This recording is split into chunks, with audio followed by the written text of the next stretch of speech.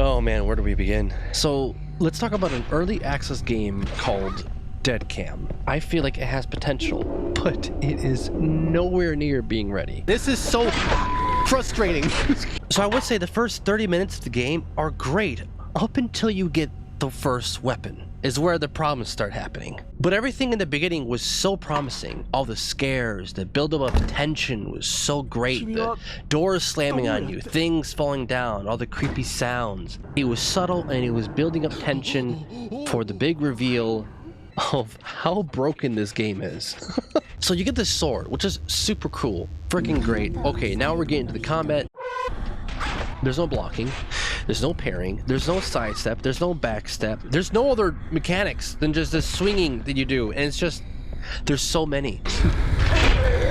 You know, I really want to get into the main things. The main thing that I had a problem with was this constant respawning of the same doppelganger that appears over and over again. I really hope these things don't respawn.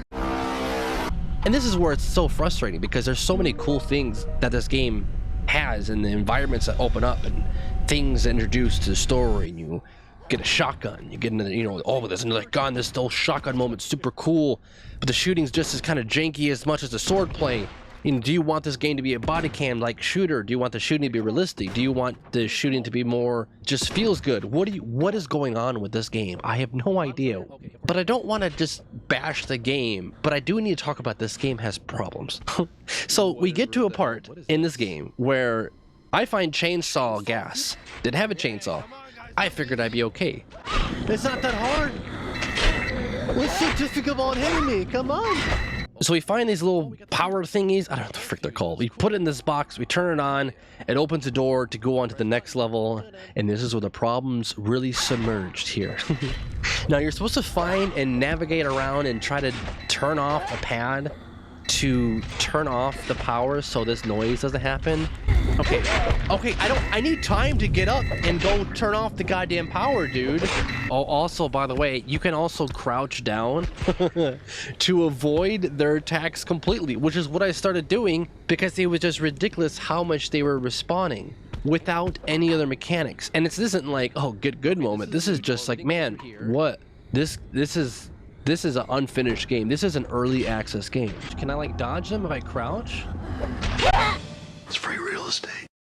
But I have hope for this because Don't Scream was a lot of fun. The environment that game created from one guy is just astonishing to me. And not just that, not just the fact that the game was an interesting environmental exploration game where if you screamed in your direct mic, the game would restart. I love features like that. I love being able to immerse myself into the game, and having a mic there just made the environment so much more real to me. Why not have it to where you're using the mic as a mechanic in the game? Instead of having enemies respawn over and over and over again, have them respawn when you scream or talk too loud from a scare or something happens. That's what I was expecting for the game to have, and it just was gone. You can really see that the early access really cut in after the 30 minutes part of the game. After the weapons happened, that was just like I am just testing this game for this guy. Which, you know what, I take my money because Don't Scream was great, and maybe this game could be good too.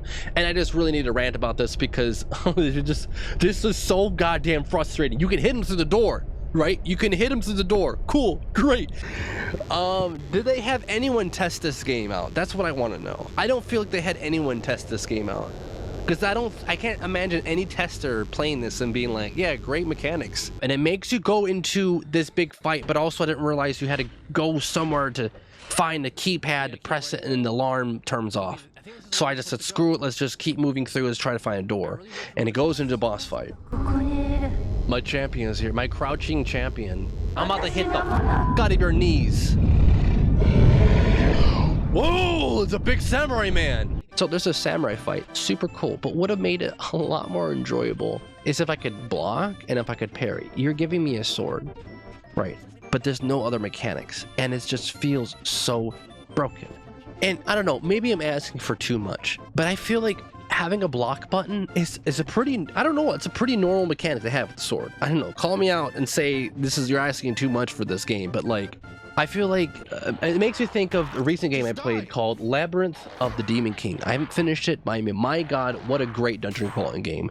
Obviously, it goes into like PlayStation 2 style graphics, but it's just environmentally speaking, it is the most fun dungeon crawling game I've played. And that has parry, it has block. That's all you need. Just a parry and a block. Just give me at least a block. You don't even give me a sidestep. That's okay too. But on to the next part that kind of bothered me. I'm not done with the game, I guess. I guess you're supposed to die from the samurai. I did my ancient technique of crouching down and slashing at his ankles for like 5 solid minutes.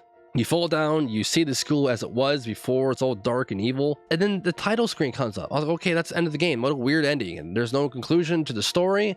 But you're supposed to click back into it to finish it. How the fuck am I supposed to know to click back at the goddamn game when you're showing the title screen of the game being over? So I guess I need to go back and play more of it.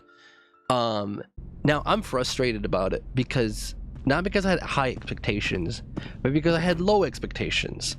And then when things were introducing, I was like, whoa, this looks really cool. Now I'm getting really hyped up. And, you know, as I'm playing it, I get hyped up. As I'm playing the momentum being built up, the doors that I can unlock. You get a key card later on in these rooms. You can go back and backtrack. It has this Resident Evil feel to it of like actual backtracking and going to new areas. And when you go to this other area that you have gone to before, and now the sprinkler has blood coming out of because you're unlocking new things. And now this area you originally went to has more enemies now, because they're awake. The backtracking system in here is fantastic, and it makes you think of old Resident Evil when you're in these old areas that used to be scary, but now you have new weapons. But now they're more scary because there's more enemies, which is great if it wasn't so goddamn clunky. Thank you guys for listening to my rant. I don't know what else to say about this. So actually, when I was recording footage for this video, they already updated and added a block. And also the game has an update, so I don't know. Maybe what's the point of even making this video? I don't know. It was just a rant. I'm ranting because I want this to be a good game. I guess it's the end of the video. Thanks for listening. I'm probably gonna make an update video, and I'm probably gonna restream this all over again to see what they added and what they fixed. Anyways, thanks for listening to my TED talk, I guess. Bye bye.